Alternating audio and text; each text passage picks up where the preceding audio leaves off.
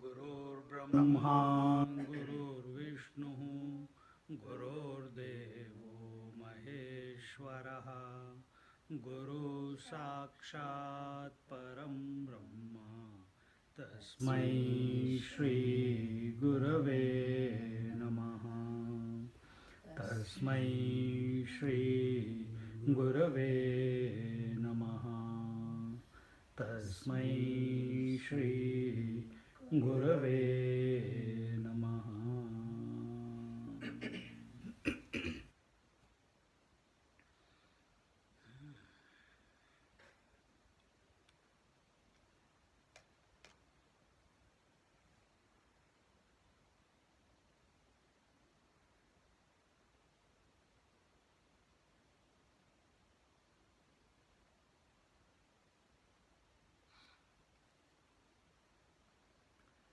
Human beings suffer in life,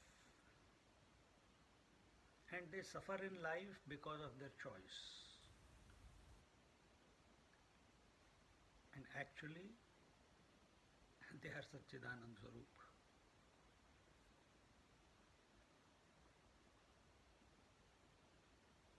Then why does this suffering, misery, pain come in their life?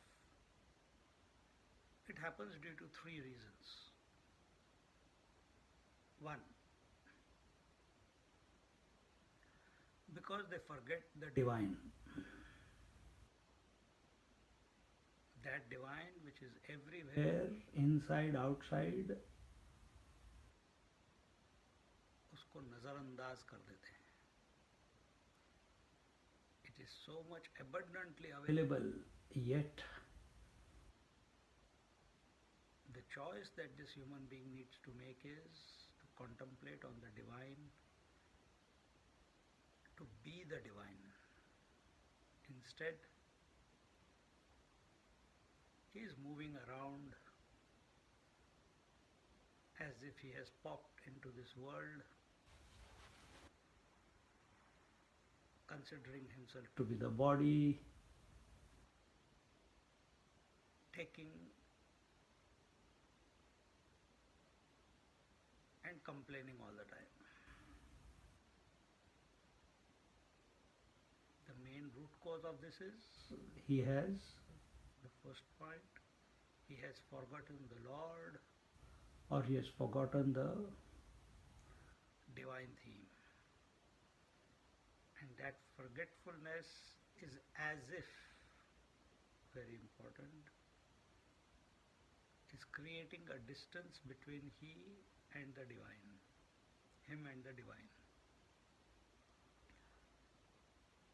Second reason he becomes miserable in life, or why dukh, misery comes to him, is because he takes the world to be real.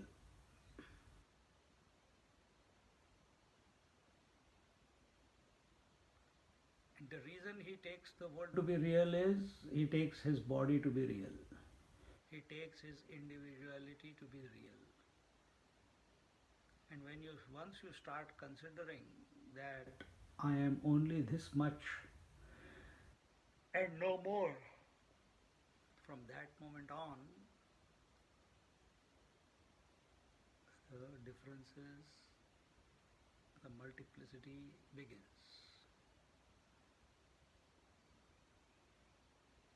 He takes the world to be real, and he takes the divine theme to be that which is the actual reality. He thinks it is not there. So So the first point was he has forgotten the divine theme. Therefore, as a result, I don't want to put cause and effect there. The second reason being he takes the world to be real.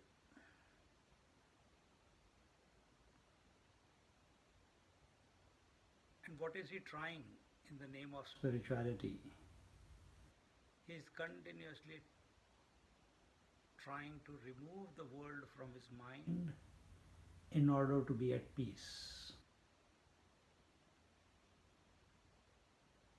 in order to have silence,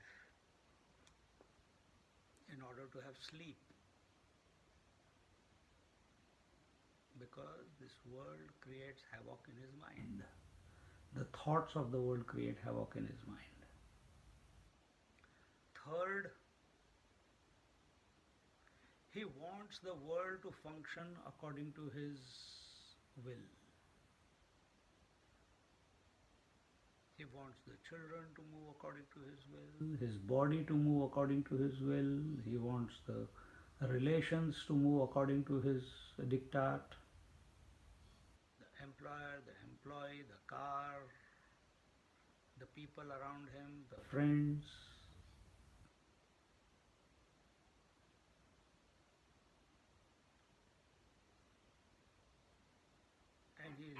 And he loses the plot.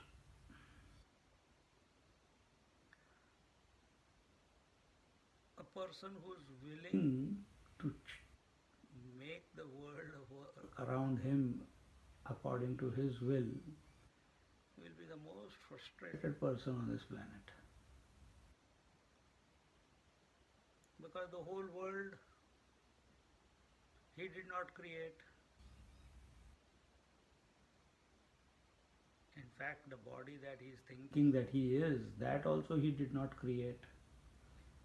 And your body is not listening to you. Will the world listen to you? Each one is having its own destiny. And that creates the frustration. Because the human being likes control. He wants to be the boss.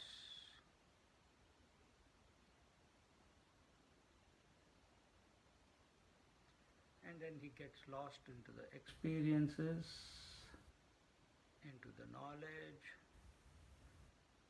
and eventually from the worldly knowledge to scriptural knowledge, from scriptural knowledge, then he wants to have experience, then he has doubts whether he is being spiritual or not, is he moving in the right direction or not. All this imagination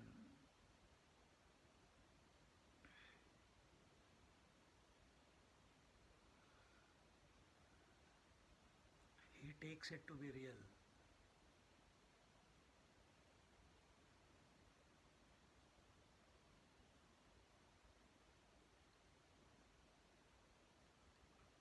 In one sense, let it be any thought in the mind or any aspect of this world, it is real.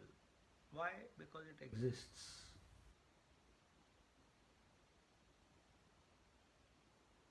When the individual seeker is able to see this entire phenomena of seeking, of separation, of differences, of separatedness, of seeking the divine, of meditation, of yoga, pranayama, studies of scriptures, etc., etc., all these things,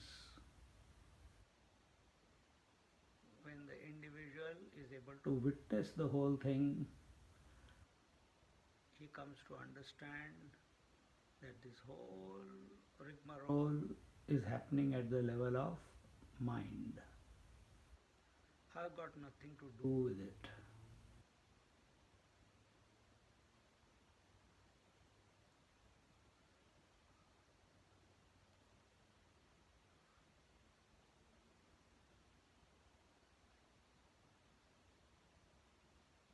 I've got nothing to do with it. It's happening.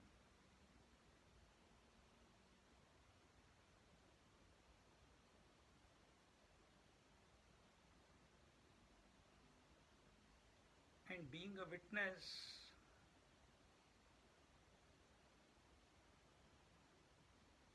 eventually, when the seeker falls back into himself, meaning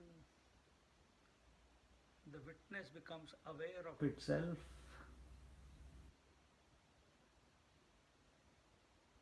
then knowledge does take place, but there is no knower born. Experience does take place, but no experiencer is born. Seeing, hearing, touching, feeling, tasting does take place, but no seer, hearer, taster, smeller, feeler is born. It's an experienceless experience. Then he realizes that in the first place there was no knower. It was an imagined entity. There was no seer. There was no hearer separate from him. He alone is. All that ever was is I alone. This I itself is that one without a second principle.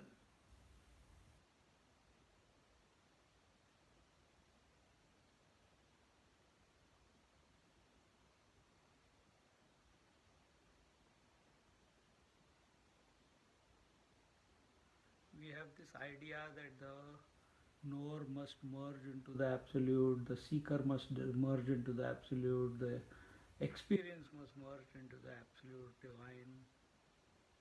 He must surrender. The one who is not there, how can he surrender? This knower, seer, hearer, feeler, seeker, they are all existing in their own absence, appearing to be real. Meditator, all these are unreal.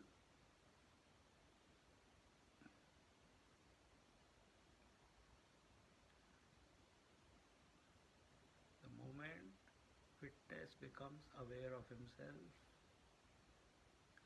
this entire matrix which we call world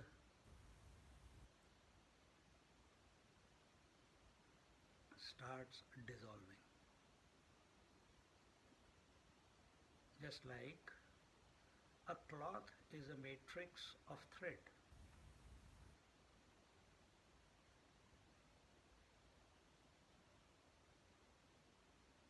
Thread in straight lines cannot create cloth.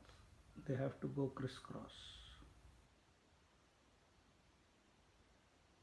So is cloth the reality or the thread is the reality? The matrix of thread is called cloth. And once you catch the thread and start pulling it, the entire matrix dissolves. Cloth no longer remains as cloth. All you have is thread. Exactly the same way. Spirituality is not, I should say not, is nothing but bringing our attention again and again to this witnessing consciousness. Being that witnessing consciousness, which is in spite of the thought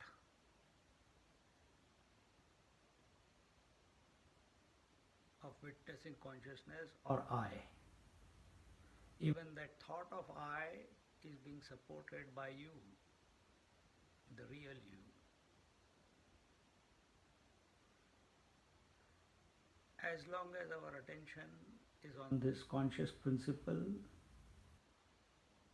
it is like pulling on that thread and making the matrix, the fabric, dissolve into the one.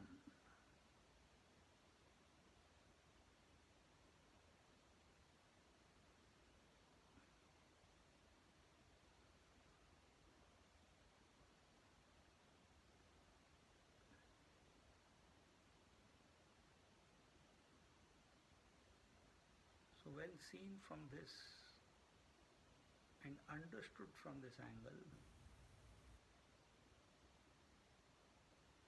there is only one, you, but appearing as many. You're not just appearing as many as the waker, dreamer, deep sleeper. Then that waker is appearing as the five senses, the body, the organs, etc., etc. But it doesn't stop there. Then that waker is expressing as the father, mother, daughter, sister, etc.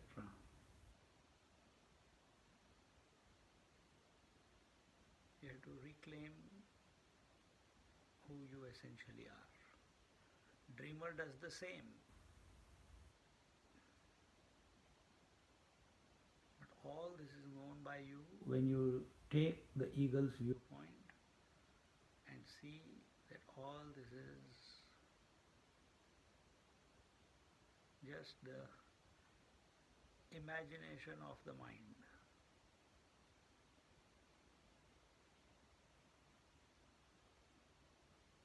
How, why, because of what all this took place, don't go into that angle. Merely come back to the conscious principle.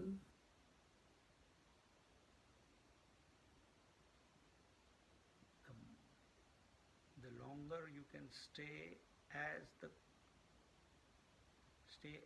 conscious principle, or thinking about the conscious principle, being the conscious principle, to that extent, this delusion that we find ourselves being caught in, which is existing in its own absence, this delusion cannot exist. It melts away.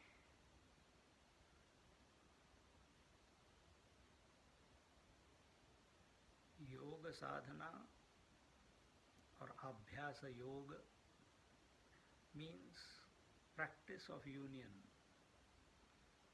And practice of union does not mean union with the experiences with the thoughts. No.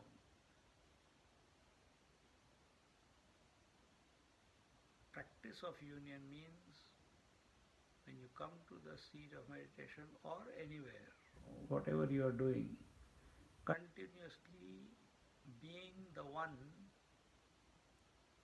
to the exclusion of everything else.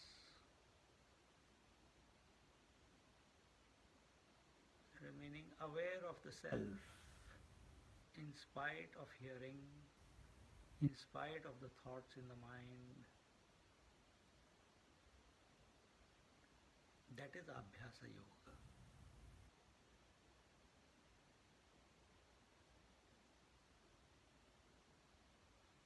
Asana, pranayam, pratyahara, dharana, dhyan, all these are means. Get out of all this. Come directly to yourself. Don't create a distance between you and yourself.